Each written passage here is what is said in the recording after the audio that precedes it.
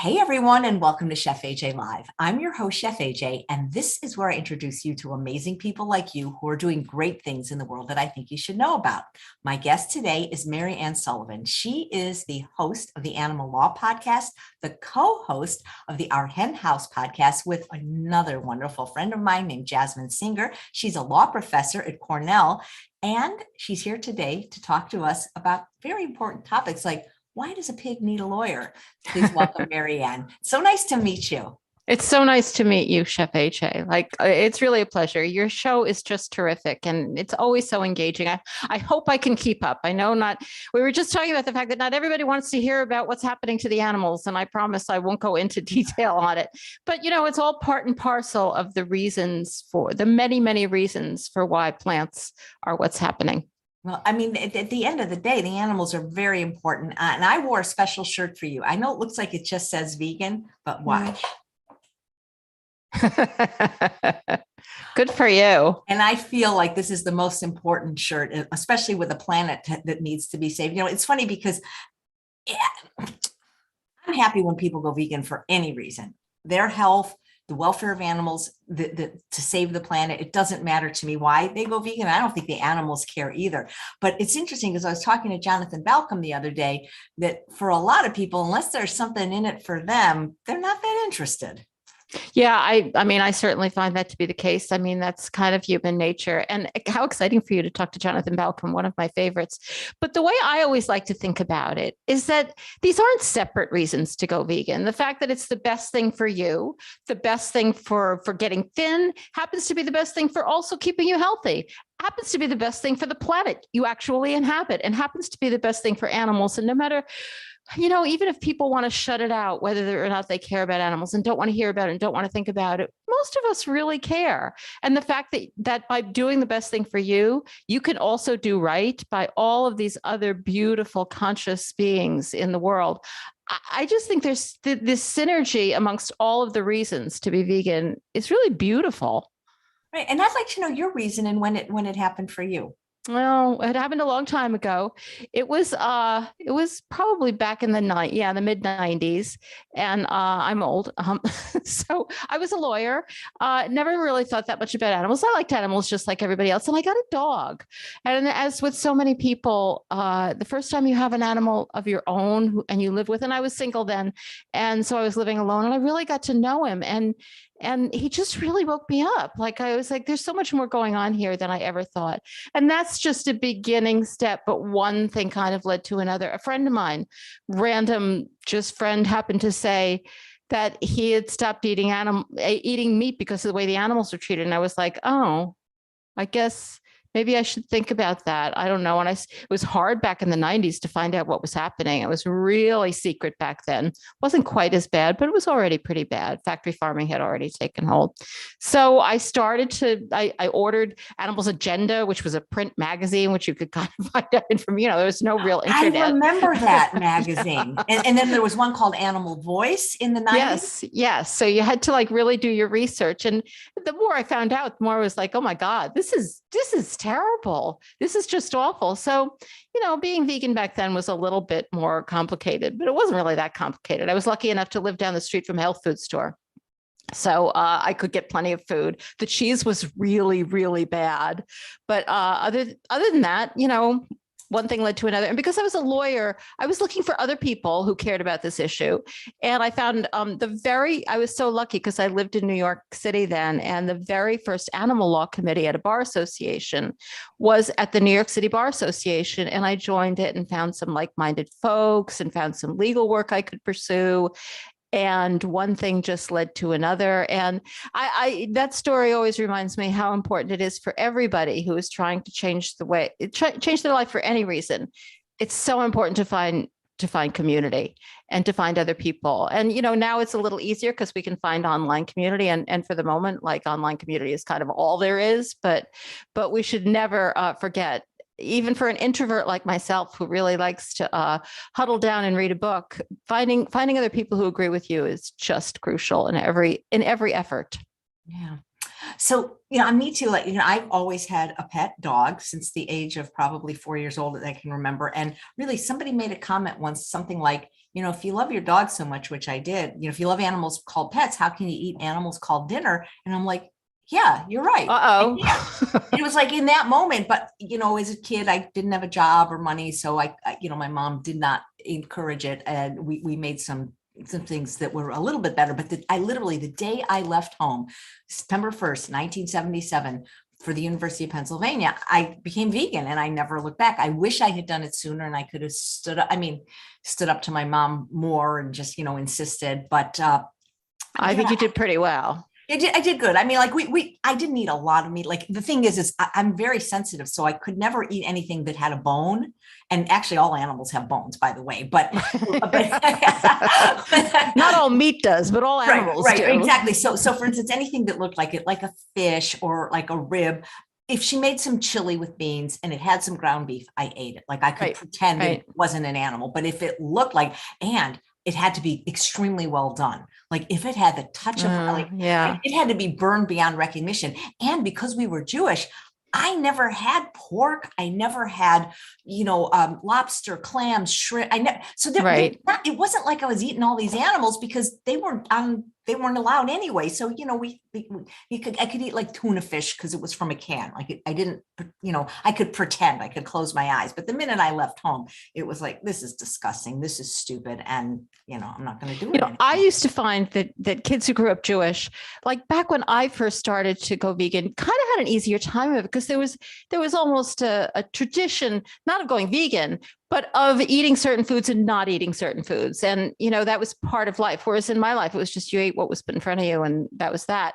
But now so many people have different food rules and food limitations that I think it's much more customary to just say, I don't eat that. So you were lucky, but you were also a pioneer. I didn't go vegan until I was in my 40s. And I liked rare meat and I didn't have any of those visceral reactions to meat. It would have been useful, but they weren't there. It was just all of a sudden the light bulb went off. Yeah, I just wish it would go off for more people and it would go off faster because now we've got a planet to save. So I find animal law so interesting because it's like there's a saying in animal rights, like, why do we love one and eat another? It seems that even in animal law, some have more protection than others.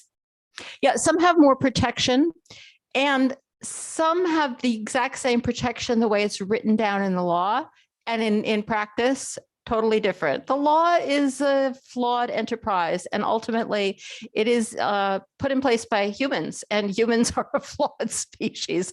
And frequently when money is involved, power and money really talk. So, I mean, I like to start any discussion of the law with the cruelty law. Every single state has a cruelty law. And basically, in every single state, it is against the law to harm an animal unnecessarily. And just think about that for a minute. Like, we all know, because we don't eat them, that it's not necessary to eat animals. That's the first thing isn't this all against the law? It would make sense to me that a civilization would know this, but why can't the law be interpreted that way? Well, it could be. It just isn't because money talks. And when these laws were passed, and in many states, there are also exceptions written into the law, but not in every state. When New York State doesn't have any exception, some states exempt customary farming practices or in other way leaves farm animals out of it. But even in states where, they are presumably covered, that is the law. But when those laws were passed, the New York State cruelty law was one of the first. It was passed in the mid 1800s. And nobody kind of knew then that, like, it was just accepted that you used animals. The idea was, and that it was absolutely necessary. I mean, not only for food, but for transportation. The world ran on horses. Like, nobody was thinking, well, is it really necessary for us to use animals? So the law never got interpreted in any serious way, and the law didn't grow. Like, it should have grown as one thing became unnecessarily, like driving around with your horse. It should have become an exception. There should be no exception for causing a horse to suffer. And, while horses are treated a little bit better than farm animals, those exceptions never got written in. So it's just kind of a mishmash of a kind of an archaic law that is meant to put forth what really is what everybody already believes. People do not believe, there are a few psychopaths out there, but most people do not believe that you should cause an animal to suffer unless it's necessary. And we just totally forgot to reinterpret these laws as things became not necessary. And so I like to say to every vegan or every plant-based eater, you're part of this legal argument, because you are proving to a court or to a legislature or to anybody that what we're doing to animals actually isn't necessary at all. It's completely ridiculous. Right. And then the thing is it's one, even if it's okay to kill them, like for food, the fact is they do suffer, whether it's the kosher law or so to me, like, why can't they be more protected even if they are going to be killed? Well, yeah, I mean, because once again, money talks. In the first place, at the volume that we eat animals, it just wouldn't be possible. The industry is really caught in a bind because, there have been efforts to pass laws and some of them successful, kind of limiting the amount of cruelty, like banning the gestation crate, these hideous tiny crates in which pregnant pigs are kept where they can't move an inch, or banning the battery cage, these terrible, terrible systems where hens are just stuffed into these cages and they can hardly move, and they're laying eggs. So efforts have been made to nibble around the worst cruelties. And even those are so upsetting to the industry because what they've done, enemies we all know, they have made meat, dairy, and eggs the standard foods that people eat all the time. I mean, years ago, people didn't eat this stuff at every meal. Never in the history of the human race have people eaten animals at every meal. Or it was an occasional thing, but they have people like the taste, and marketing has gone into it, and enormous subsidies have gone into it, so that to produce enough meat, dairy, and eggs that all people can eat it 3 times a day. It's insane. Like, you have to keep so many animals. There's actually no way you could treat them with any semblance of humanity. I mean, they are just, and they have to compete with other foods. That's getting more and more desperate for them as they have to compete with plant-based foods that are just as good. So they have to keep the prices low, and land costs. Land and labor are the 2 major costs in most any industry. So if they can stick them into tiny spaces and they can hire very, very few people to take care of them, they can keep it really cheap. And as I keep saying, money talks. And unfortunately, we eat very few species of animals. I mean, we've really narrowed it down to just a few of all of the millions of species in the world. And these are the animals who, for some reason, their genetics or just the kind of animal they are, you can do this to them and they can manage to survive.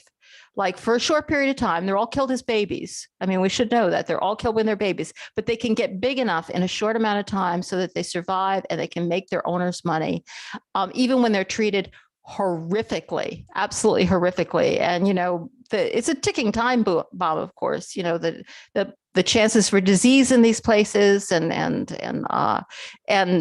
just the horrors that they try to keep secret, and the filth that they are spewing out into the world, and the climate change gases that are going, like, it's all a ticking time bomb. But for the moment, they can make the money. So that's what they're doing. All right, I should shut up. I'm on my No. I love listening to you. I just want to read this wonderful comment from Susan. I love the motto. I think it's the Animal Legal Defense Fund. We are the only lawyers who can honestly say that all our clients are innocent. Yeah, and I used to have that. I don't know what happened to that. I used to have that poster on my wall. I love that poster. Yeah.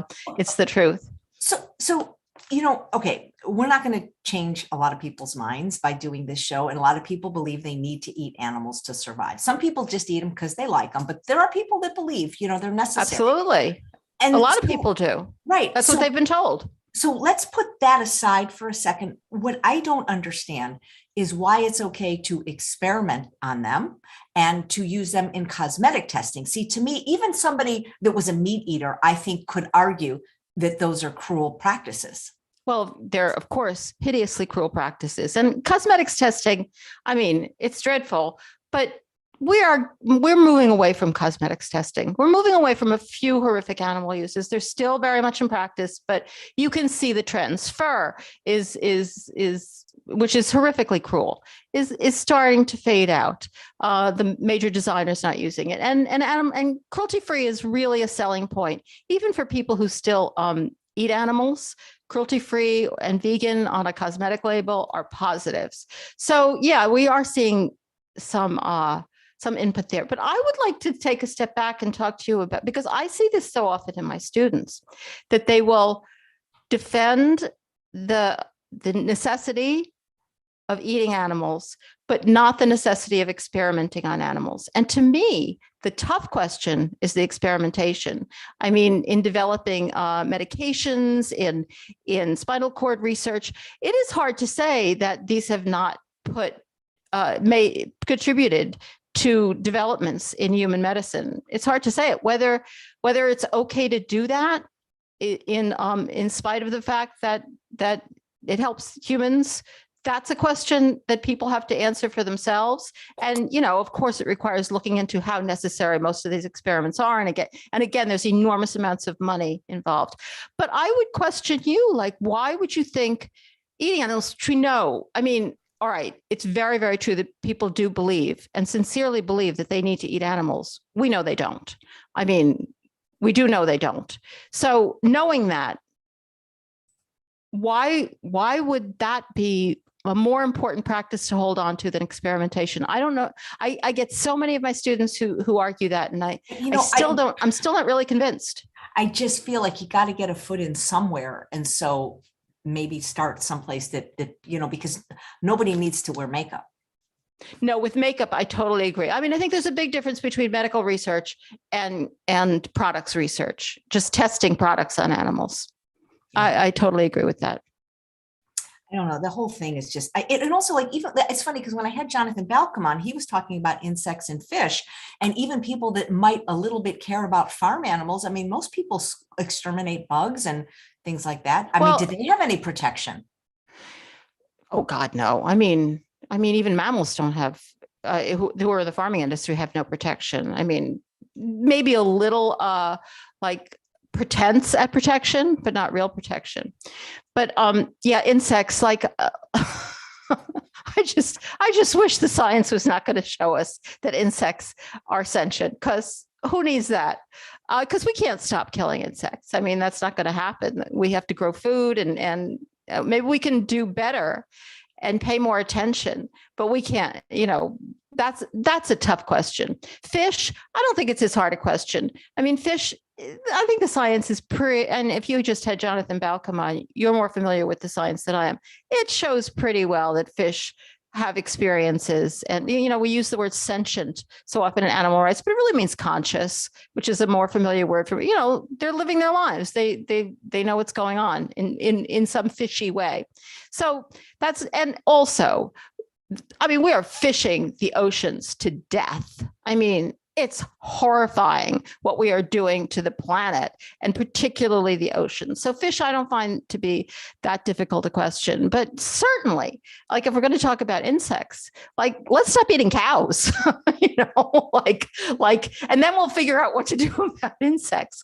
I mean, it is a horrible thought to think of insects having real lives that we have to worry about, but let's worry about that next. And yeah, it's a good subject for contemplation, but it's not such an important subject right at the moment for practice. For practice, it's like, let's leave off of these poor babies. And, I mentioned before that they're babies.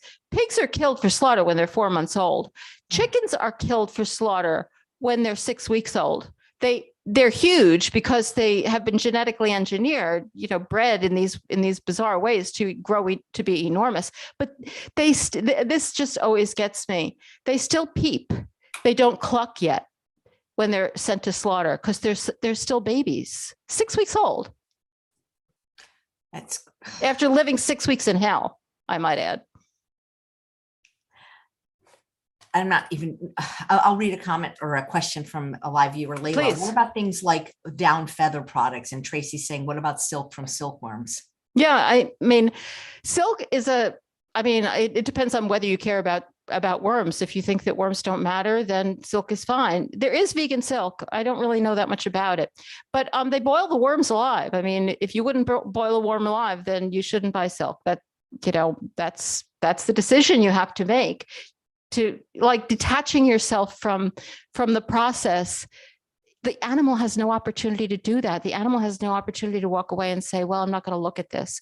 And then down is awful. Oh my God, down is just terrible. Because they keep the ducks alive for a couple of seasons of growing feathers, and they pull the feathers out. Like it must hurt like hell. It's got to. So yeah, down's an ugly business. And I don't want to go into details because there are people who can hear this and take it in. And then there are people, and I'm kind of one of them, who get a little shut down, thinking about, like, you can only take so much. So for people who want more information, there's plenty of it available online. And Jean is saying, well, why is it that honey shouldn't be taken from bees? Well, I mean, now I just want to, all these are important questions, and I want to talk about that. But I do want to bring it back to, let's not always go to the edge questions. Let's also think, always bring it back to the cows and the pigs and the chickens. What about cats and dogs? What about cats and dogs, Mariann? Because one of the things that bothers me is that shelters exist. I mean, like people have pets and then one day they decide, oh, I'm moving. And then, I mean, how can you just do that? And why is that allowed? I mean, people should have to take some kind of course and pass a test to be a guardian of an animal. Well, first of all right, let me come back to this because I didn't get to honey. Okay. And then because honey, I do want to address it because I do think it's valuable. Bees are so important. We now know that bees are dying out in unbelievable numbers. Bees keep the world alive because they pollinate the plants. And if the plants don't grow, nobody grows. So let's start off and also bees are kind of crazy animals. Nobody really understands how they fly. They're not aerodynamically sound. And the other thing is that one bee can leave the hive, go exploring. They go exploring, looking for pollen sources. Then they come back to the hive and they do a dance. And I swear this is true. And all the other bees know where that pollen is. It can be a mile away, and they know how to find it because of the dance the bee just did. All right, so bees are cool, but even if you don't think bees are cool, they're important. They're really important. And honey is an industrial process. They drag these bees around from orchard to orchard. They kill them off at the end of the season. It's not nice. I mean, I don't want to be part of that. And they take their honey before the winter. The bees make the honey so they can survive the winter. They're not just making it for the hell of it. They use it. So, all right, that's but let's get back to, the animals that people are more likely to care about. And you brought up, of course, dogs and cats. Yeah, it's terrible. I mean, the thing is it's better than it used to be. If there's one thing we've made some progress on, I would say it's dogs, homeless dogs. It's still a huge problem, but the numbers have gone down.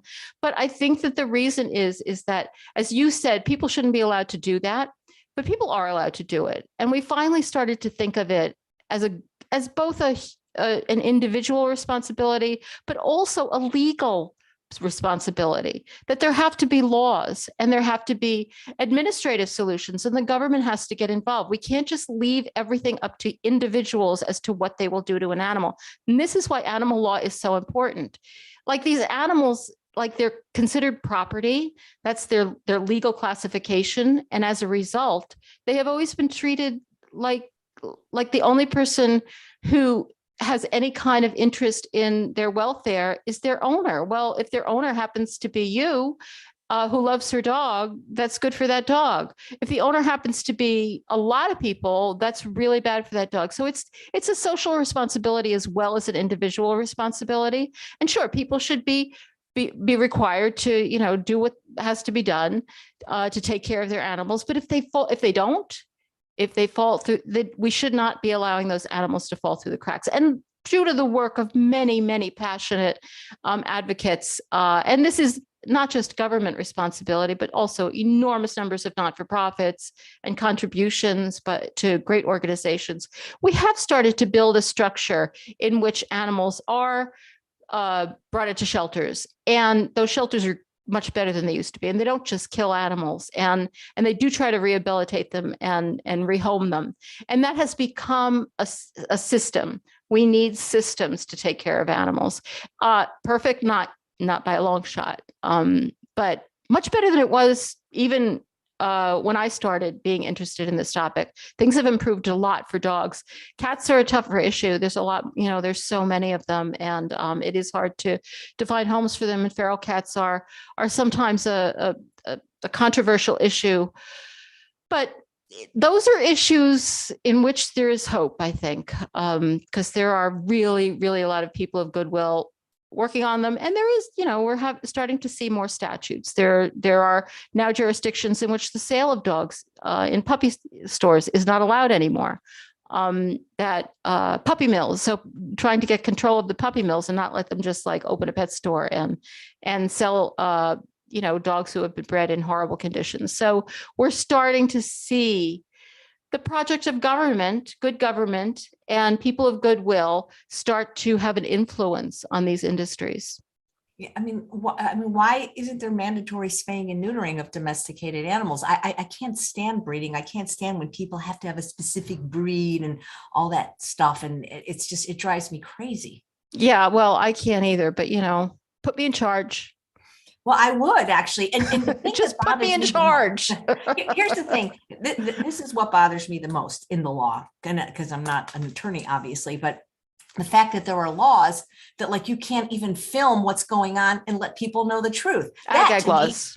Yeah, that's the worst law of all. Well, but this is where I can say that the animal law movement really has had an effect. A lot of those, all of those states that have passed such laws, and they don't exist in every state, they just exist in maybe 10 states, have succeeded in passing them. And in many of those states, the Animal Legal Defense Fund, which we mentioned before, others have taken them to court and have gotten them ruled unconstitutional.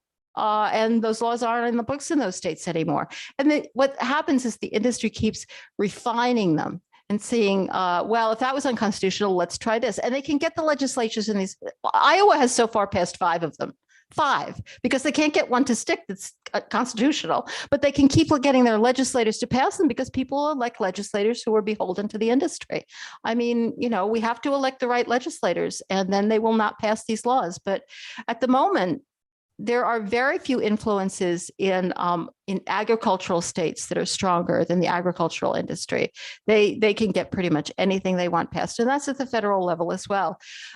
It's great that the Biden administration may be trying to diminish the power of the huge slaughterhouses and slaughter facilities, but what they're doing is giving them $1 billion to build more slaughterhouses, just smaller ones. So protecting the interests of smaller players in the industry, but not cutting down on the number of animals who are going to be killed. So animals just don't have a lot of sway in legislatures, and that's who's passing these laws. And it's unbelievable that they just keep passing them over and over. And the courts, which are not exactly mainstays of animal rights advocates, just keep saying, no, this is unconstitutional. You can't do this. It's ridiculous. You teach animal law at Cornell. Is animal law something that's on the schedule at every law school that people? It's not every law school, but it is most of them. Due to the work of the Animal Legal Defense Fund, which started this, and Joyce Tischler, particularly, who founded the Animal Legal Defense Fund. Years ago, it was hardly seen anywhere. And it gradually grew. And now most schools have a course in animal law. Some schools have entire programs. Harvard Law School has a major program in animal law. So does Yale Law School. So the really major law schools are really looking into this subject and how important it is, because it's hugely important. In the first place, if you care about animals, and you should care about animals because animals do matter and not enough people care about them, it's obviously important, but just also this is our food system. It's completely and totally unsustainable. It has to be fixed. And also it's contributing to unbelievable environmental harms. It used to be, I would talk about air pollution, water pollution, how the animal the animal use industries are such huge contributors, but now climate, oh my God, climate is at the top of the agenda. So all these law schools are interested in all of these questions. Lewis and Clark has for many years had a major program, many different types of courses in animal law, but most law schools, not all of them, but most law schools will have one course. Right. Did you learn animal law when you were in law school? Oh God, no. I don't think it was even invented. That's the interesting thing about it. When I first started, I worked at a court at the time. And one of the judges said to me, and when I started to teach animal law, it was at Brooklyn Law School, the first school I taught at. This judge said, animal law, like, what would you teach? It's the cruelty law. And like, I had certainly never taken a course in animal law, and it was just being invented then. But it soon became obvious that animals, like all areas of the law, touch animals because they live on our planet. They share our planet with us. We pass laws. They affect animals, like the environmental laws, the like inheritance laws, like virtually every law affects animals in some. Every area of law affects animals in some way. So there's so much to learn when you do animal law, but nobody had really brought it together into a subject. Well, let's talk about animal law. And I just so much admire the people who brainstormed that idea that we need to bring all of this together and show that what we are doing and the way we are running this world, because, humans run the world, affects animals and they live here with us. So we should at least be paying attention. It wasn't even thought of as a thing to pay attention to. We should at least be paying attention to what we're doing and how we're legislating it and how we're running the world when it comes to all of these creatures. And maybe we should do a little improvement because it's pretty bad. And nonsensical in so many ways, as I was saying before about cruelty laws. They pretend to do something they don't. They pretend to bar unnecessary suffering of animals, and yet animals are suffering at our hands everywhere. I mean, people are talking about like dogs that they see tied up or, things like ear cropping, tail docking. I mean, this stuff is so unnecessary, Yeah. Well, it's all unnecessary. Virtually everything we do to animals is unnecessary. It's very, very often not necessary to kill an animal for any reason. But, those are the things that we see, and we care about dogs, but we have to start paying attention to the animals behind closed doors, because the numbers of them it's incomprehensible how many animals we're torturing at any moment of any day. Like, they just live in hell and die in hell. And this is the law. The law allows this to happen. And yeah, if we see a dog tied up, can you please do something? Put me in charge, Chef AJ. Well, I don't know how to do that, but I mean, everything bothers me. Like when you see like pony rides or aquariums. I mean, it's like, it's mind blowing. It should bother you. It should bother you. Well, it does bother me, but I don't know. I mean, other than being vegan and doing the show, I don't know how to change the law. But wait, hold the phone a second. Being vegan and doing the show is a big deal. I mean, by far and away, the single most powerful thing you can do to improve what's happening to animals, even if you don't care about animals, the single most important thing is to stop eating them and to encourage other people to stop eating them. I mean, just stopping eating them yourself is important, but one of the reasons you stop eating them yourself is so that you're in a position to tell other people that they shouldn't be eating them and to explain why. So that is the most important. So you're doing a lot, but I agree with you. The world is full of pain when it comes to animals, and it's hard to know this stuff.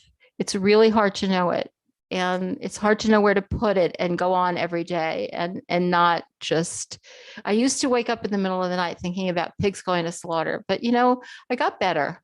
I learned to put it away and understand that the best antidote to feeling bad about this is to do something. Now, if you want to do more, that's great, but do not question that you are already doing a lot. Look at that shirt you're wearing. Just look at it. All right. Yep. It's the best shirt. I think everybody, I feel like if you're not vegan, you don't give a shit. It is hard to argue with that. I mean, though I know so many wonderful people who are not vegan, who just don't think about it. I don't understand it. It's like once you wake up to it, it's like consciousness raising, the way we used to talk about in the 60s, like once your consciousness gets raised, you can't think of how you used to think about it before. Why did I think it was okay? I can't remember. Like obviously it's not okay. And I can't understand why they think it's okay. But people who do so much more than I do in the world and are just heroes in so many ways, who just never seem to think of the implications of their dinner. Yeah. And the enormous suffering that goes into it. Well, Mandy says, I vote for Mariann for everything. So, you know what? Put Mandy in charge. If I can do it. So I want to talk to you about something that I actually listened to one of your podcasts. And I mentioned right before we came on that I don't know if hilarious or comical is the right word, but it was the episode about Miyoko Shinner's lawsuit. I mean, who can own a word? Milk. Huge butter. Huge issue right now. Yeah, and that was a great case in which the circuit, the federal court at the circuit level, high court, decided that the industry doesn't own the language, and she uses the word dairy, even though her products are not made of animal-based dairy, and she doesn't deceive people. I mean, sometimes the industry acts like these are cases about worrying about whether people are being deceived, and no, she makes completely obvious that her products are plant-based. There's no secret to it. It's right there on the label. Why wouldn't she? It's a special feature. That's why people buy it. But she also uses those words that are reminiscent of the words of the products that she's making, like dairy and putting a cow on. Putting a picture of a cow on, they didn't like that either, that she put a picture of a cow in a pasture being happy. It was one of the cows from her own sanctuary. And yeah, this is a very hot issue right now. In Europe, it's even crazier. They're passing laws which limit what plant-based producers can call their foods. They want them to call them like tubes instead of sausage, or nonsensical things like that. And again, this isn't deception. It's right on the package what it's made of. They just hate the fact that apparently that we are allowed to remind people of the foods that these products are replacing in a healthier and tastier way. I just noticed today that KFC, most of you, I know that you're a very health-based podcast, so your listeners probably aren't lining up at KFC. And to be honest, I'm not either. But KFC came out today with its nationwide launch of a plant-based chicken. Wow. How many lives is that going to save? That's incredible. No, I'm happy that those products exist, even though I choose not to eat them. Yeah, exactly. We don't have to eat them, but we don't have to hate that other people are eating them. If other people want to eat them, it's much better instead of dead chicken at KFC. And I found so often, maybe not for everybody, but so often, those kinds of foods are transitional. And after people really want what they're familiar with. And after they eat those kinds of food for a while, they will start trying more vegetables and whole foods and maybe mix it in, but I do find that most people who are vegan for a while start to lean towards the healthier vegan. So that's exciting too, because God knows we need to see people eating healthier. It's a nightmare. What about the milk thing? We're not allowed to we have to call it like almond beverage. Did they win that case? No, they didn't win the case, but I think a lot of you will see that. I think Trader Joe's is particularly, they call a lot of their products like they will call it beverage instead of milk.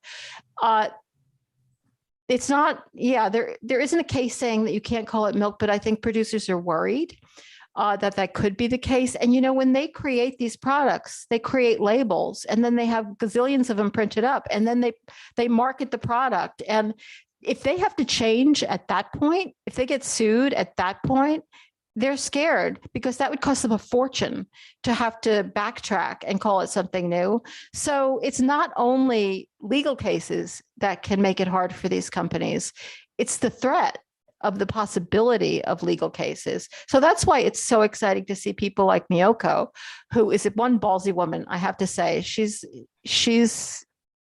a fighter. She said, no, I'm calling it dairy.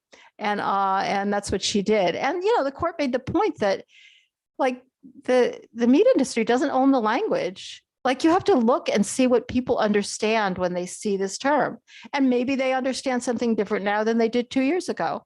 The language doesn't just sit there being controlled by the government. What kind of an argument is that? And that's really what they were arguing. They were arguing that government agencies had defined the word dairy and had defined the word milk. And so everybody had to obey that. Well, like on what planet would it be okay to say that the government gets to define what word, the language?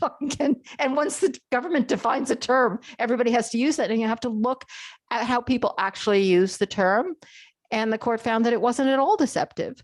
And so, go ahead. And, it's just exciting to see somebody who's willing they had to put a lot of money into creating those labels and taking that chance, and it paid off. I'm just curious, and in your work as an animal law attorney, have you ever inspired either colleagues or students to go vegan because of your work? Well, I like to think that some of my students go vegan. I don't really do a litmus test, and I have been told by some of them. I'm just always astounded that they don't all go vegan. It's just so much, because by the end of the course, they know really a lot about what's happening. Like, what is it? What is it that makes people? I mean, I think most of them cut down, and a lot of them do go vegan, but they don't all. Like, what is that? Like, why is it such a big deal? Like, I eat delicious food, don't you? Oh my God, every day. So what's it all about? I don't get it. It's so much better for you. It's so much better for the planet. It's so much better for the animals. What is standing in everybody's way? It's such a mystery. I remember when I first got involved, and virtually everybody I know says this, like years ago, when I found out what was happening to animals, and it really wasn't known that, like I said, it was hard to find out. Like I would just think, I just have to tell everybody. And, we've all been through that. You tell everybody and they're horrified and they don't change. Human nature is peculiar. Well, it seems to me that as long as animals are defined as property, it's never going to be better for them. Because, for example, like I drive a car, and if somebody hits my car and damages the car or totals the car, there's insurance, and they will give me money to get a different car. But you can't really replace an animal. No, and actually, for that particular legal issue, even if somebody damages your animal, kills your animal, your ability to recover money for that is very, very limited. Even that's one of the most obvious places where the fact that animals are property shows up in the law. But animals are property in the law. I don't think they're property, or at least people's own animals. I don't think they think of them as property. Most people think of their own animals as family members. And so the law doesn't always reflect our reality. The problem is that animals that we don't see and who are not loved by anybody and who are not close to anybody, they are categorized as property too. And there's nobody to stick up for them and say, well, that's not just property. You can't be mean to him. He's my family. Well, no, because you'll never see those animals. They're hidden. So I think the fact that animals are property is a reason that many people find that we're not going to fix this through legal change. I mean, that we will only be able to nibble around the edges. And there's an interesting case going on right now in the highest court in New York State.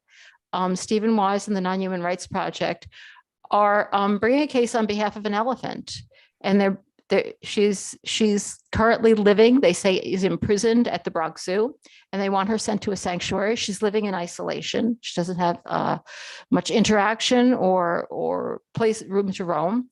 And they say that she should be released to a sanctuary. And they are arguing that she is entitled to habeas corpus, which basically property can't get habeas corpus. So this is like an argument basically saying that you can go to a court and say, at least on behalf of an individual animal, no, this isn't property.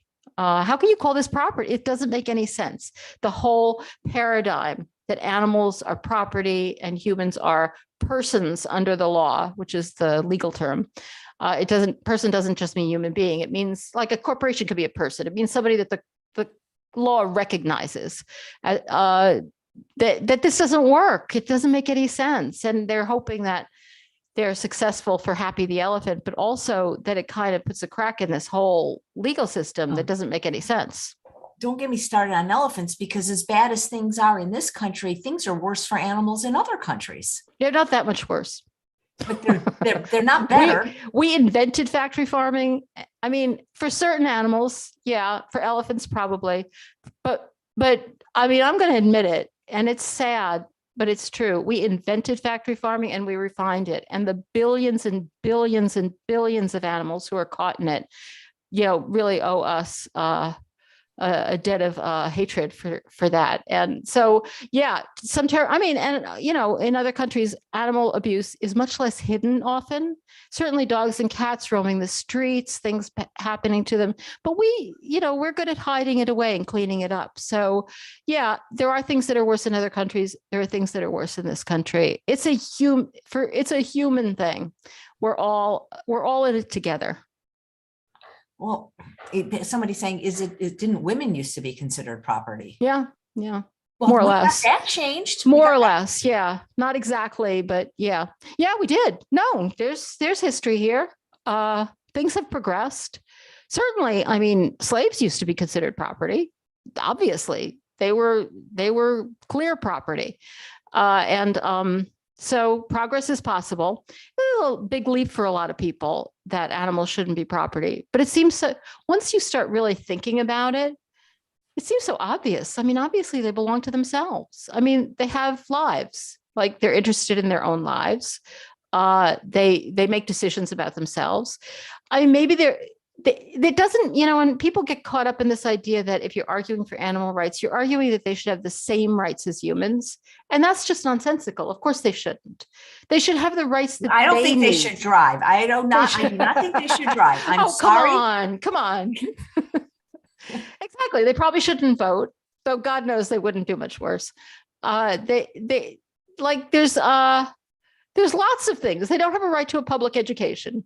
Like there's lots of things that humans should have that animals shouldn't. They should have the rights that they need, and the most important one is that they shouldn't be caused to suffer. Like that's the bottom line. Let's just stop abusing them. Can't you go to jail now for abusing animals? I mean, like why aren't there more sentences like Michael Vick's in the world? Yes, you can go to jail, and there are people get arrested for animal abuse. But like I said, it's never for farm animals. Unless the only time it's for farm animals is somebody does something unusual. Like if somebody goes in and kills somebody's, pig, they might go to prison because they were cruel to that pig. But if the pig is just in the system, treated the way the system treats the pig, and then killed at the end, that's just business as usual. So yeah, people dogs and cats are abused by individuals, and it's a difficult case to prosecute, but it certainly happens in most DA's offices. Some of them have a special person in charge of animal abuse crimes because they are special. Like murder is given some special treatment in the law to make it easier for prosecutors because you have a big problem that the victim can't testify. So you need a longer time to investigate sometimes. Animal abuse, the victim can't testify. So you always have that problem. A lot of animal abuse goes on behind closed doors, but when people are caught, no, it's prosecuted. It's just that it's only applied in very, very narrow circumstances, even though the law in many states pretends it's applying to all of them. But if it's done for money, somebody's making money out of it. And it's not like some socially aberrational behavior like dog fighting that isn't approved of by society at large. If it's an approved of behavior, then the law turns its back on all of those animals. How many animal law attorneys are there? Because I'm thinking it can't be very lucrative because your clients can't pay you. Yeah, no, I tell my students that all the time. Well, a lot of people who care about animals do this work pro bono. They might work for a large law firm, and every lawyer is expected to do pro bono work for free, and so they'll do work for that. There aren't a lot of people. The jobs are hard to get. There aren't a lot of people, but Animal Legal Defense Fund, Humane Society of the United States, they all have like legal departments, and they are paid for by donations. And there are a lot of people in this world who care about animals and who think that promoting the law is one way to protect them. So, the money exists, but yeah, it ain't a good way to get rich. And it is wonderful when lawyers who do something else for their main living also do a little private work on behalf of animals for free. That keeps a lot of animals going. Yeah. Well, so what can we do? I mean, other than me, I mean, and you, like regular people. Not that I'm not a regular person, but I mean, you know what I'm Very regular. But I mean, because here's the thing: only something like 3% of the world is vegan. So it leads me to believe that 97% of the world just doesn't care what happens. I don't think we should ever think that. There's something off about the way people think about animals. There's something off, but it is not for most people, except for the psychopaths and the nuts. It's not lack of caring. Virtually nobody would be comfortable seeing done to an animal what is done in the slaughterhouse on their behalf every day. Like if it was right in front of them, no, they wouldn't say this is okay. There's a disconnect. And once you have made that connection, I think obviously the single most important thing you can do is stop eating them. Because if you don't stop eating them, it all makes no sense whatsoever. There's loads of things you can do. I mean, you can talk to other people. You should never be quiet about animal abuse. You can volunteer at your local shelter. Every local shelter, like dogs need to be walked. Like it's a fundamental thing. They all could use a walk. They go crazy in the shelter. You could volunteer. There like loads of places have organizations that are doing some sort of political work. If that's your bent, if you want to go lobby on behalf of animals for good laws. I mean, some great laws have been passed in the past few years, like not so much on behalf of farm animals. Though there have been a few things, mostly passed by ballot initiatives. But there's loads of people doing great work on behalf of banning puppy sales. I mentioned that before. Banning the sale of fur. California banned the sale of fur. No other state has. So if you're in a state that's not California, that's a great place to start. So you can do political work. You can do hands-on work. Animals need everything done for them. There's so much work available to do. And of course, donate. I mean, to any organization that's doing great legal work for animals. The more money they can get, the more lawyers they can hire, and the more lawyers they can hire, the more cases they can bring. So yeah, people like animals need so much. One of the things that I recommend people do, and this takes literally seconds a day, is I subscribe to change.org and I specifically target all the animal, and I sign. Does that make a difference, you think? I've heard both things about change.org, but that it's helpful, but and that it's not at all. So I have no inside information, but I think that should be a starting point. Change.org should be an educational starting point, but I don't think anybody should feel that if they're doing all of their work online, that they're accomplishing a lot. I mean, if that's the best you can do, yeah, do it. But at least try to write letters and try to make a personal connection, because online activism, has just become a little spinning your wheels. So I don't think it's unimportant, but I think you should think of it mostly as a starting point. If there's a change.org petition that really speaks to you, we'll find out who's doing that petition and see if there's something else you can do for them. Or if worse comes to worse, you can walk a dog. Yeah. They will appreciate it more than anybody you can imagine.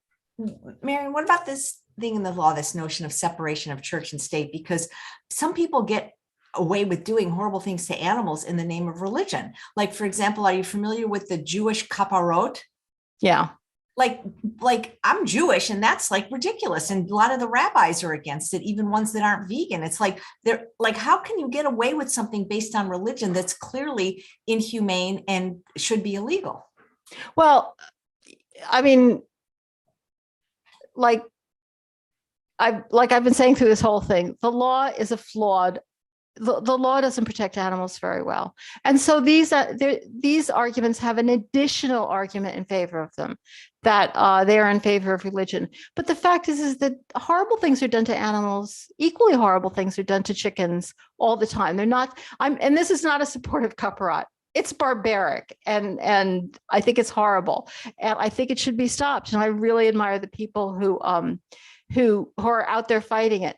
But I think one of the reasons you want to fight that is because it's out there in the public, and you can bring attention to it, and you remind people we shouldn't be doing these kinds of things to animals. But every animal that ends up on your plate, something like that has been done to them. So don't think it's only that. But yeah, the law, the law, I mean, the law is a very flawed quantity when it comes to animals. And when you add a First Amendment argument, and which has enormously strong political clout in these areas where this crazy practice is done, yeah, the law is not going to protect them.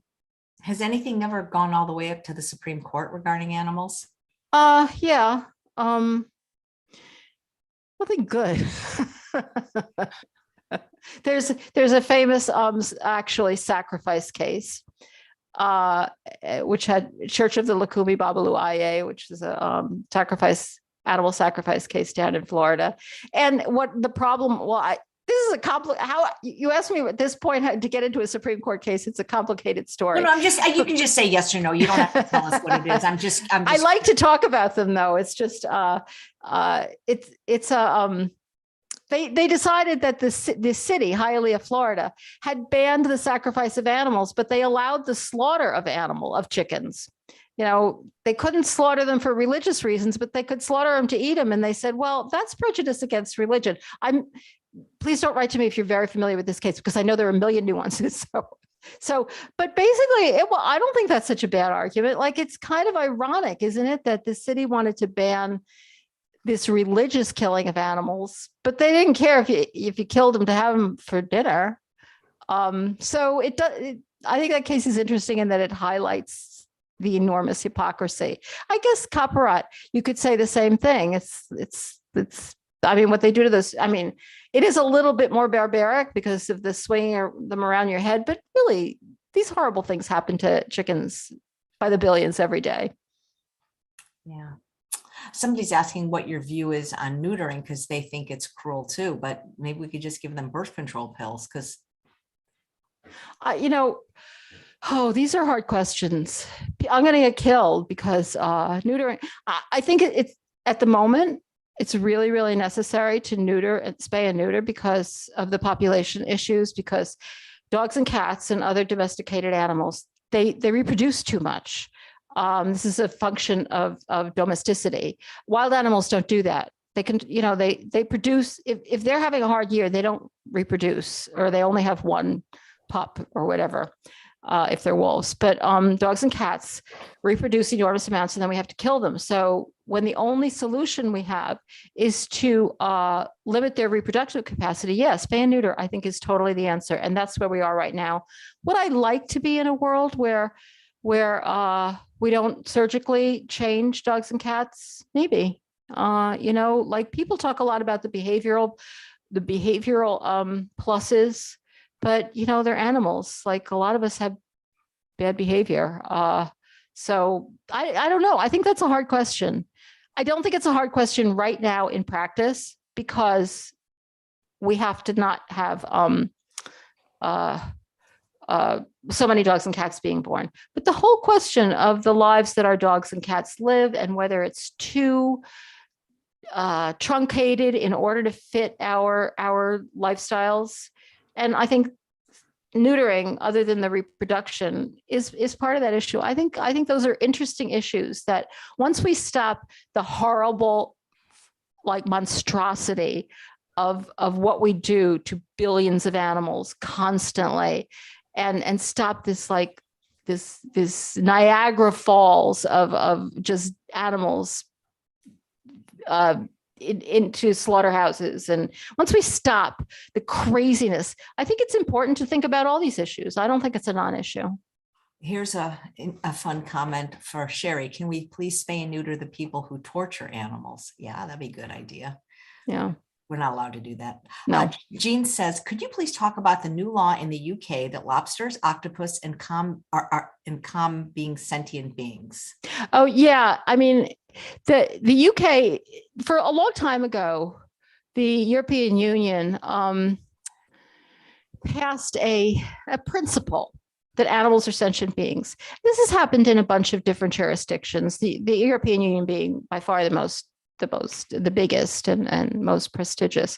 And I'm not sure exactly what these kind of proclamations do, because they certainly, sentient, as I said, means conscious, and it means, like apparently that this is something you should be taking attention of, that these animals are having lives, but it doesn't really play out in practice in the way the laws work. I mean, it's kind of a nod to the fact that animals are sentient. Well, of course they're sentient. I mean, you don't have to pass a law to say like grass is green. I mean, it's just a fact. But they passed this law, and it's probably not a bad thing, but it didn't have a whole lot of an effect on practice. Now in the UK left the EU. So animal advocates said, well, wait a second, now we don't have a law that says that animals are sentient. And so there was they put a panel together to consider this question and decide what they should do. And so these were some of the difficult questions that arose, is whether they should include animals like lobsters, about which there was some contention about whether they are conscious, whether they are sentient, whether they do experience the world.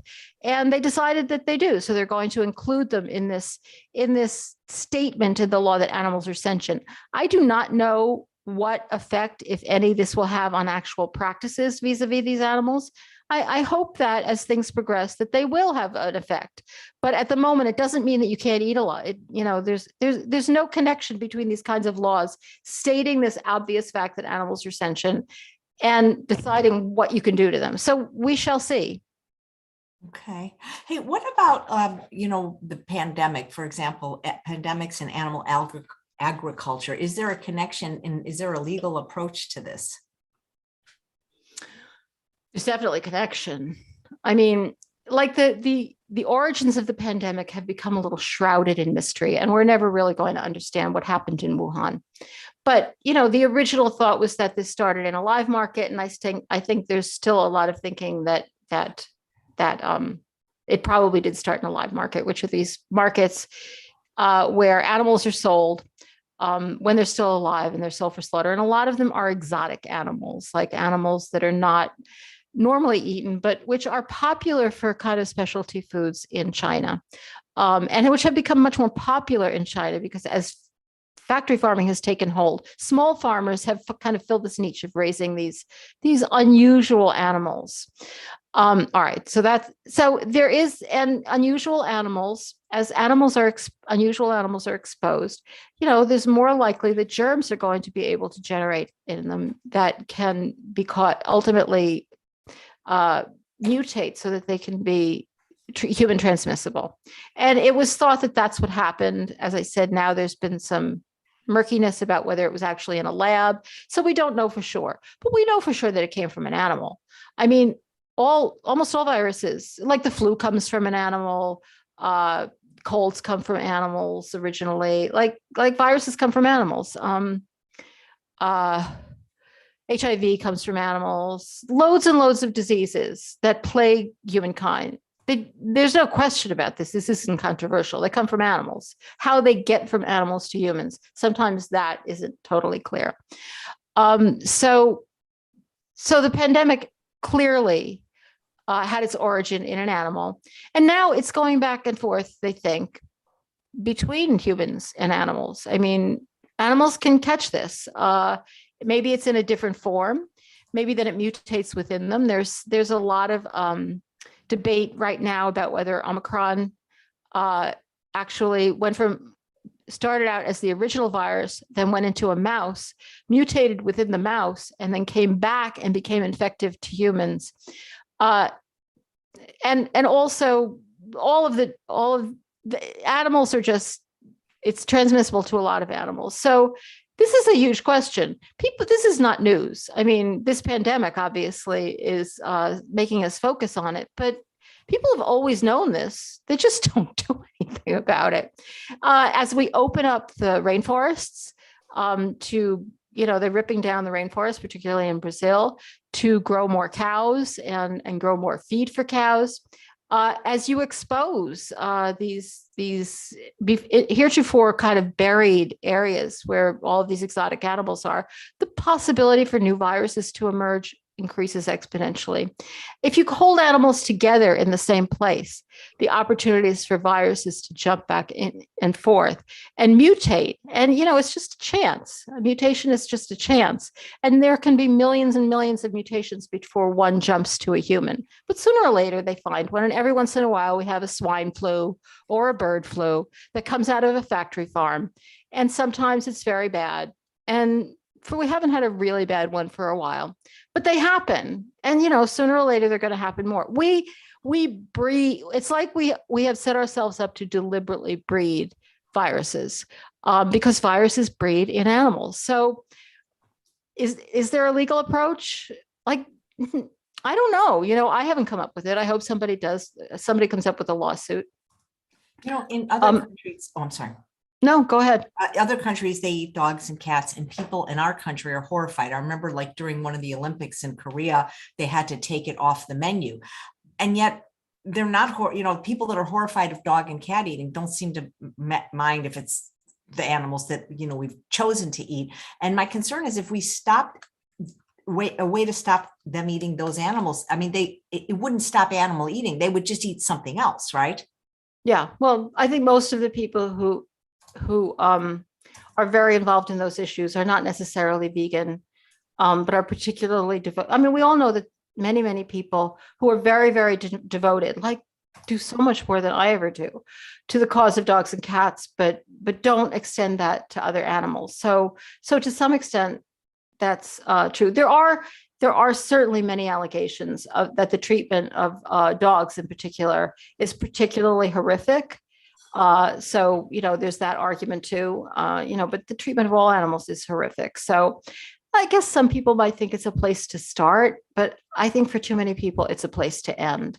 The worst thing that could happen, I think, is if we extend our compassion to only the animals who we particularly care about. I think what we should really look at when we look at what happens to dogs and cats, particularly dogs. I mean, it's more dogs, I think, in countries where they're eaten, is like maybe it should be a wake-up call to look at what we do, because we all kind of do the same thing in so many ways. I mean, of course, we do have some. I mean, I'm not immune to looking at those photographs and just wanting to die because it's just awful, just so awful. And I'm not immune either to like having a special feeling for dogs, like that they're the animal I grew up with, and so I do have more of an emotional connection to when I see them suffering, but we should never let that limit us. I mean, other animals are the same. Just because we didn't grow up with them and we didn't have one that we loved doesn't mean that it's okay what's happening to them. So I think that for those reasons, those issues are important for themselves because the dogs matter, and maybe for waking people up about the fact that other animals matter too.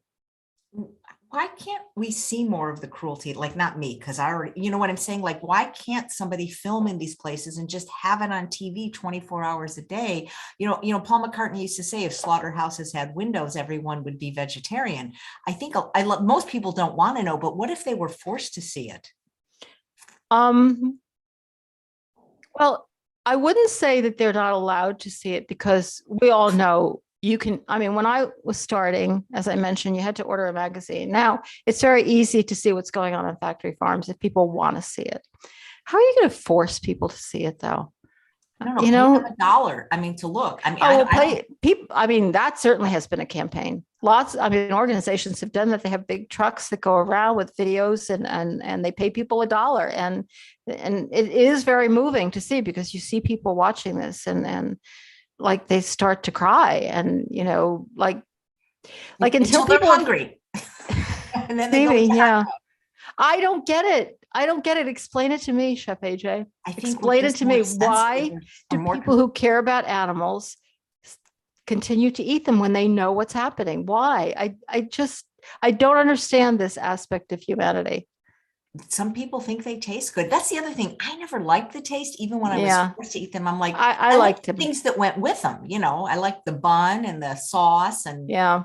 but I never liked the I'm not going to deny I liked the taste of meat, and I like the taste of all of the meat substitutes. I try not to eat them too often because, they're not the healthiest food on the planet, and I'm no kid, so I have to pay attention. But yeah, there's lots of things that are delicious. Well, I think, I should turn this around and say something positive here, because I think you've just said something really important. They like the way they taste. Well, now they can kind of get the way they taste. Like these new products are, like, even meat eaters are saying these are amazing, and they taste just the same. I mean, all right, they don't have steaks yet and certain things, but like we are, there really is hope, because we are in a very different position when it comes to the animals that people eat. We have a substitute. When I started doing this, it was quixotic at best. Like, everybody ate animals, nobody wanted to stop, and there was nothing else. Like, you had to talk them into eating like really, really bad cheese. But now there's great cheese. You can get a hamburger at Burger King. You can get chicken at KFC. You can get it all. And I think one of the reasons that people eat this stuff is exactly what you said, is because it tastes good. Well, you can get that taste.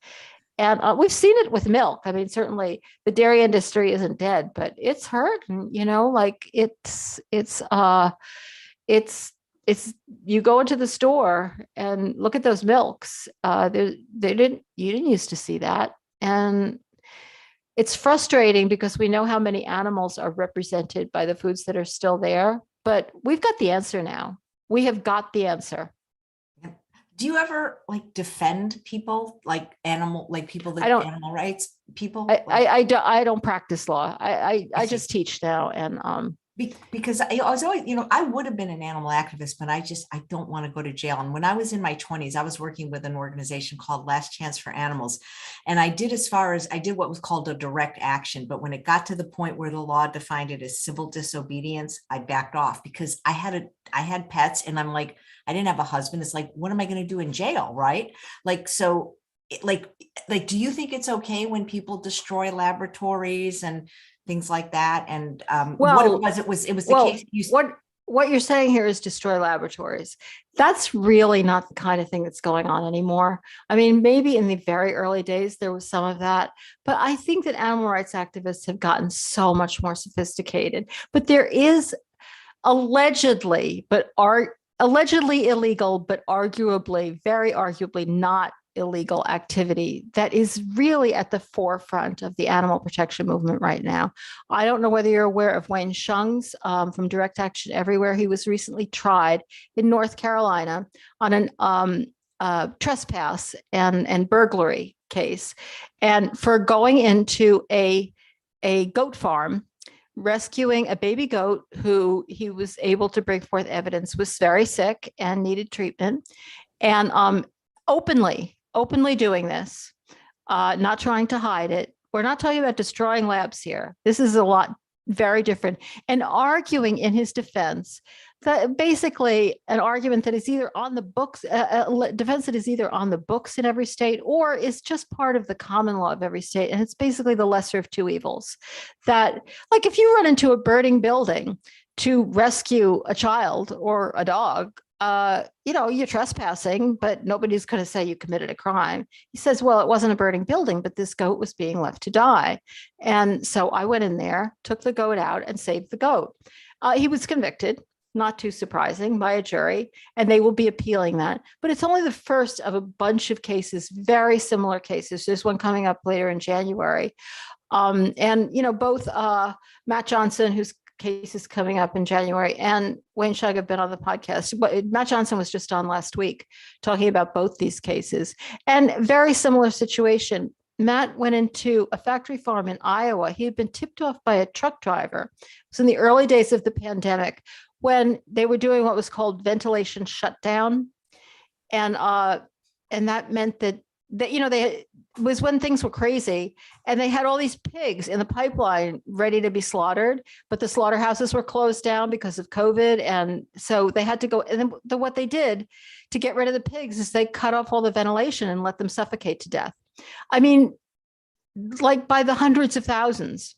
And so he was tipped. This was not public. It became public because this truck driver who worked there was horrified and told him, and Mariann Sullivan in there rescued a pig, and he will be going on trial in Iowa later this month. And he will be setting forth the same defense. Like this piglet, just a baby pig, along with all of the many others, was going to die.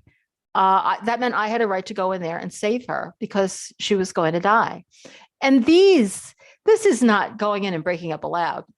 This is a very well thought out legal strategy based on what is right and based on the law, on an actual legal defense. Varies in every state, but is basically something we all know is true and would have to be true in the law, something along the lines of the lesser of two evils. Is it worse to trespass, or is it worse to let an animal die? Well, then it's not fair that he's been convicted. There are many things that are not fair in the world. Well, I don't think that's fair. Yeah, welcome to the world of being an animal lawyer. Not fair is something that happens a lot. No, the law is a very slow method of change, and it only changes when people change. Okay. So even if you're not a lawyer, if you're listening to this, you are the ones who have to change the courts are not going to change until they look around and realize everybody thinks they're wrong. It has to be in the zeitgeist that we need to stop doing this to animals. Yeah. What do you think about like lab grown meat? Do you think that's a solution? I think it's the solution. I do. Well, assuming they can get it to market, which I don't know yet, though they're saying this year. And I think that people who are listening to this may not want to eat it. I don't particularly want to eat it. I don't miss meat. I love plant-based meats, but I don't miss real meat. But for some reason, people are, I think it's going to change the way people think. But an animal doesn't suffer, right? For that? Is that correct? I don't know the exact place where the industry is. It's true that they have to gather cells. The original cells have to be from an animal. And then there are a bunch of questions that have to be answered. And, does that mean that once you create cells, you ever have to create them again? I think currently that may be yes, but you don't have to harm that animal. But the thing that has been really a sticking point for a lot of animal activists is that it's not the cells themselves, the meat itself, it's the growth serum, the stuff that it's grown in. And when they started producing it, they used fetal bovine serum. It's like the serum that is, a pregnant pig has in order to grow the pigs. And I don't know whether they've started to replace that yet, but my understanding is that is like, regardless of any ethical issues, that's a very expensive way to produce it. It would never become price competitive. And so they know that they have to replace that with something synthetic in order to move forward. It is probably true that this is not a completely pure product. I don't know whether I'm assuming, and I will have to find out as things develop because I don't know the exact status. I'm assuming that they won't have to continually harm animals in order to do this. But we're talking about billions and billions and billions of animals. Are you raising your hand for a question? No, I didn't mean to interrupt. The reason I asked about it is because I don't want that created for me to eat it. But this came up in the Jonathan Balcom episode, is that many people have pets that are carnivorous, like snakes or cats. And to me, wouldn't you think that would be a better alternative? Yeah, of course. And almost anything would be a better alternative. And certainly that. I don't want it to be that any animals have to be harmed. And I respect people who hold that as a value so much that I would never criticize anybody for hesitating on that basis. But I also believe that we're living in hell. We live in a nightmare that we never look at. We've made this earth into a living hell, and we have to stop it. And I think that it is one of the ways. And we can't seem to talk people into it.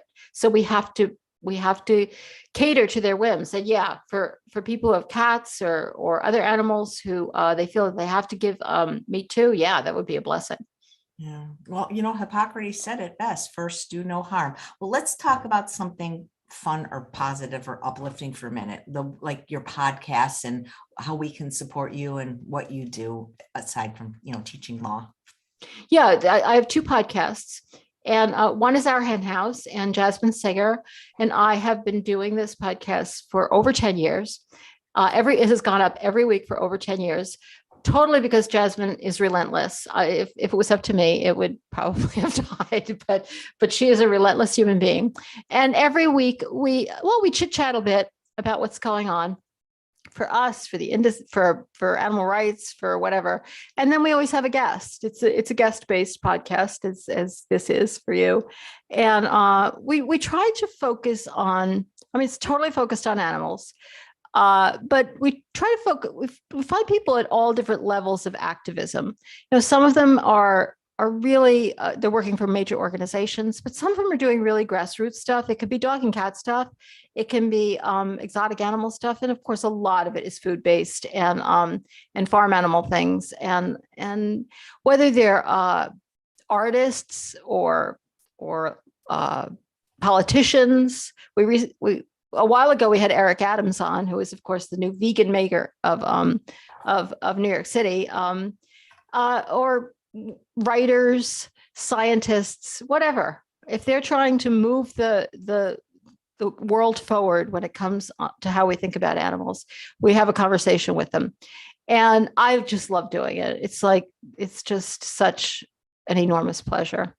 And as I mentioned the most recent episode we had on Matt Johnson, who was the activist who was arrested after saving Gilly, the piglet from an Iowa factory farm in ventilation shutdown.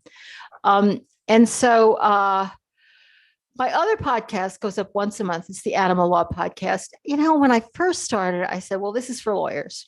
And it does get pretty legal. I mean, I usually invite somebody on who's doing a specific project. Usually it's a case. Usually it's somebody who's litigating a case. I had a lawyer on who's litigating a case under the Clean Water Act against factory farms in Idaho, which has become, the center of factory farming, and its waterways are being destroyed as a result. So that's a really legal topic. Some of them have, like talking about the Miyoko's case. So I bring on the lawyers who are actually arguing these cases, and we really try to get into the weeds, the actual legal arguments. I have found that a lot of people who aren't lawyers have told me that they listen to it, which really makes me happy, though they do say, they don't understand some of the nonsense we talk about. And I do try to get my guests not to talk in jargon too much, just because I know there are people who are not lawyers listening, and especially environmental lawyers. I mean, environmental lawyers, I never know what they're talking about, and I have to spell everything out with them.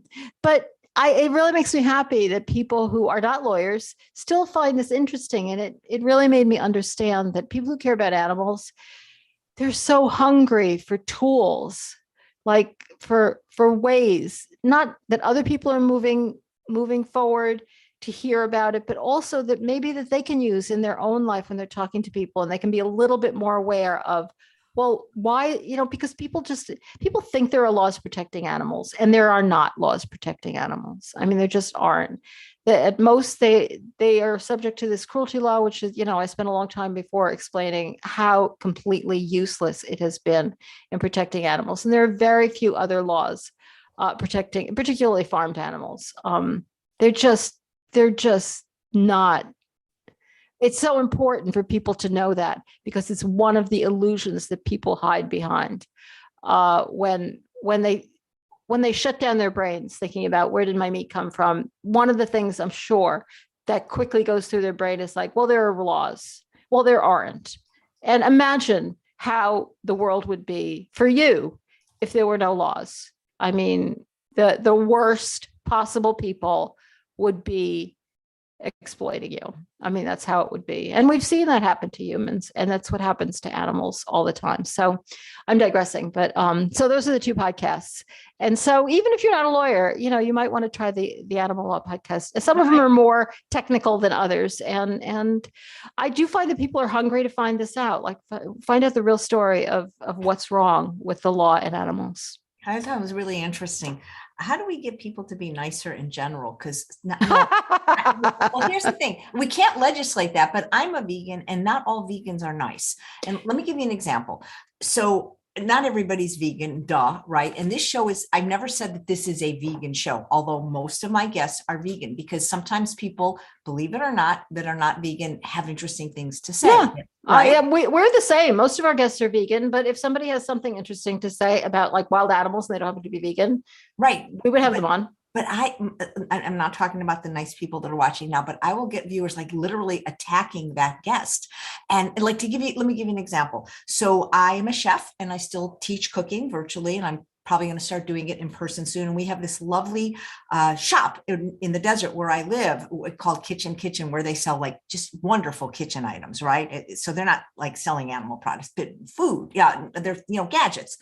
And so I had the owner on the show. I wanted to create a relationship and cook with her, and I'd cook at her school.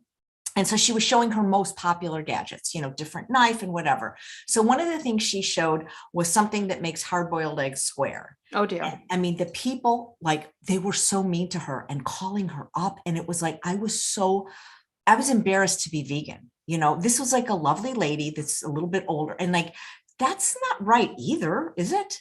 Well, I vegans are people, like they run the gamut, and I don't think that's great activism. Regardless of whether it's nice or not, I think that we could try to like do what we think is best for animals. But vegans are people. Some of them are going to be assholes. Some of them are going to be nice. Some of them are going to be assholes on one day and nice the next. I don't know. Like, I can't fix. Like, come on. But I don't think that makes people be vegan. I think when you shame them and make them I don't either. I don't think it helps. If your goal is really to have people to be vegan, yelling at them and shaming them and calling them names, I don't think that really enrolls them in veganism. I don't either, though. I do always encourage people to do something is better than doing nothing. But that does seem like, like if you're going to go through all the trouble to contact somebody and write something out or say something, like, make it somebody worse than that lady. Because there's so many people who are doing unbelievably horrible things to animals. But, like, I don't like they are picking on somebody who's not the worst person in the world, but they're not the worst person in the world either. They're just like, I very seldom criticize other people's forms of activism because most people don't do anything at all. I'll admit that one was annoying, especially because you had a personal connection and it was embarrassing for you. So it not only hurt her, it hurt you as well. But I do support people. Just, I wouldn't choose that. But I've always made it a practice just to not criticize other people's forms of activism, because do something. Well, is that activism or is that assholism? I don't know. Anyway, well, you are very delightful and really fun to talk to. And I thank you so much for the work you're doing in the world. And what can I say? You're great. Oh, you too. Right back at you. Thanks so much for this. It was really fun. It was so much fun. And thanks all of you for watching another episode of Chef AJ Live. Please come back for a bonus show at 2 p.m. when my guest will be Jill Theory from Club Change. She works at Rancho La Puerta, and she'll be talking about setting your intention for this year. And I think a great intention is be kind to animals, don't you, Mariann? Yeah. Oh, if only everybody would, everything would change. That's right. Well, thank you so much.